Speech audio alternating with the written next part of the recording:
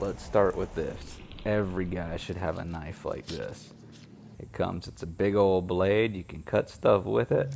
And it's also got a little, whatever you call these, so that you can start fires, a flint. So you don't need matches to start a fire. I mean, look at that spark. That's some serious sparking right there. That'll get a fire started in no time. So if you're stuck in the woods, you can start any fire anytime. Now, real quick, let's do a little experiment here and see how sharp it is and how you can use it to cut wood and shave some wood off. So I'm just going to turn this into a little spearhead right here. And actually I think this is a piece of bamboo that I had around my house. But you can see that it's just shaving that wood right off of there. And you can sharpen it as sharp as you want to make it. But that's just tool number 1. And pretty soon here we're going to get into tool number 2. But I was just having so much fun doing this. I just started doing a couple other ones. This is actually a stick instead of a piece of bamboo. It was a little bit more dense, and it cut through that pretty good as well. You also need to get an axe. This is a pretty nice one right here. I'm not going to go into how to use this or show you using it, but this is a pretty good one. I'd probably get a bigger one if I had to do it again, especially if it was the end of the world. You can get a stone to sharpen this thing.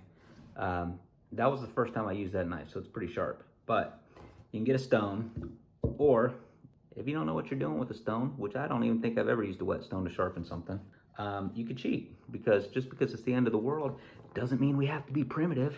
So if you look real close at this, it's going to tell you got fine, coarse, and ceramic. And so you're just going to take your blade, just drag it across there. And this, my friend, is how I sharpen all of our knives. From the kitchen knives, to the hunting knives, to the everything knives. Sharpen this baby up. And it gets pretty sharp. I don't know what that's called, but I'll link to something on Amazon. I'll put all the links in the description. Now listen, if you like this kind of video, please do not subscribe to this channel. This is just a fun video. I don't make videos like this usually. Now, if you like learning about economics, finance, and making money, then you want to subscribe to this channel. But if you just like fun, end of the world, disaster videos, tool videos, how to do things videos, I'm moving away from that. So please don't subscribe. But if you like the video, give me a like or something. That'll help me out. Now I know what you're thinking. Does a four-wheeler count as a tool? Absolutely. If it's the end of the world, you're going to need a four-wheeler. So just tell your wife, yes, a four-wheeler counts as a tool, and you need one for the end of the world. Here's another interesting one. Goats. So you're probably thinking, how is a goat a tool? It's a livestock tool, of course. You got to have goats, especially at the end of the world. They can provide meat, they can provide a good quality source of milk, and they can help clear the land because goats eat everything. So get yourself some goats. If you're the last man standing, you're inevitably going to have to clear some brush. Just to give a little context, here's the tree that snapped. And this is all the mess. There's another one that snapped right here. So this is kind of what we have to clean up today. That's our project. And the best way to clear brush is with a Husqvarna chainsaw. I think that's how you say it. Husqvarna, something like that. But you could see it cuts through wood like butter. So you want to get one of these, and it's got to be one of the funnest tools to have. If you've never used a chainsaw, they are so much fun to use. You got to be careful.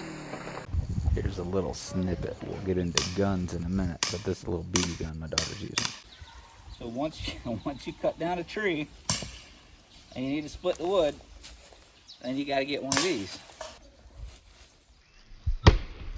Wow.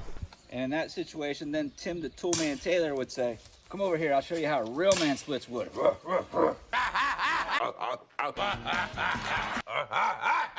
But before we do that, I want to show you that I really can cut a piece of wood with an axe. That works pretty good. But how would Tim the Toolman Taylor really do it? Here's how. If you have a lot of wood to cut, like you just cut down a bunch of wood with your chainsaw, you're not going to want to split it with an axe. So this is what you need to get, one of these machines. This bad boy will split all your wood for you. Now I time-lapsed this video and took the sound out so you could kind of see what was going on, but you can see I'm chopping up the wood bit by bit into fire pit-sized pieces. Now if you notice, that was a big old trailer full of wood, and we made short work of it. I think we got all that done in 2 or 3 hours, maybe a little bit more, but it's all on a hydraulic press. So you push a button, it goes down, you push a button, it comes up. It's so simple to use. Even my sister came out and used it. My daughter came out and used it, and she's only 15 years old, and she cut just as much wood. Now, she wouldn't have been able to cut anything with an axe, but let your kids learn some chores and learn some safety stuff. You do want to teach them what to do, what not to do, but it's a really good machine to have around, and you can see all the wood in the background. Like, we are way stocked up on wood. If you wanted, you could probably cut down trees, chop it up into firewood, and sell it and eventually pay for the machine itself. Then there are guns. Everybody's got to have guns. You got BB guns, which is what my daughter's shooting right here. And then you got real handguns like this one. And then, of course, you got rifles.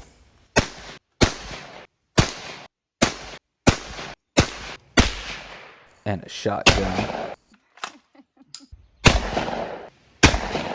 Bang! You gonna do it again? And the 300 Winchester Magnum is the gun of all guns. This thing drilled straight through an iron target like it was nothing.